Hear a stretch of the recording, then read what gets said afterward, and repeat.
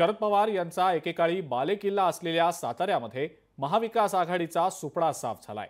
महायुतीनं हा बालेकिल्ला उद्ध्वस्त केलाय। अनेक बलाढ्य नेत्यांचा इथं पराभव देखील झालाय। पाहुयात याच संदर्भातला हा स्पेशल रिपोर्ट।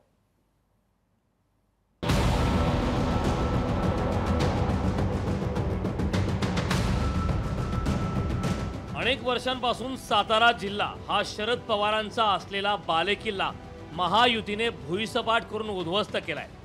जिल्ह्यातील 8ही मतदारसंघात महाविकास आघाडीला व्हाईट वॉश मिळाला असून महाविकास आघाडीचं पाणीपत झालंय। साताऱ्यात एकूण 8 मतदारसंघ, भाजप 4 जागा, राष्ट्रवादी अजित पवार 2 जागा, शिवसेना 2 जागा। वाईमध्ये घड्याळाचा गजर वाजलाय। लाडकी बहीण पावली असल्याची प्रतिक्रिया मकरंद पाटील यांनी दिली। जनतेनं पुन्हा एकदा चौथ्यांदा माझ्यावर विश्वास टाकला।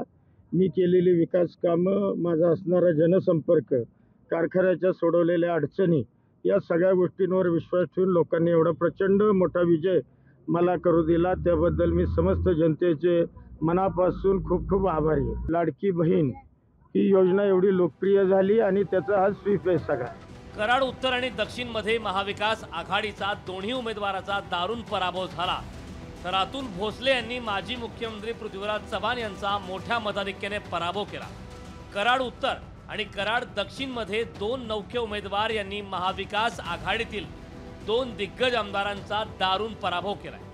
शिवसेनेचे उमेदवार महेश शिंदे यांनी दुसऱ्यांदा शशिकांत शिंदेंचा मोठ्या मताधिक्याने पराभव केलाय।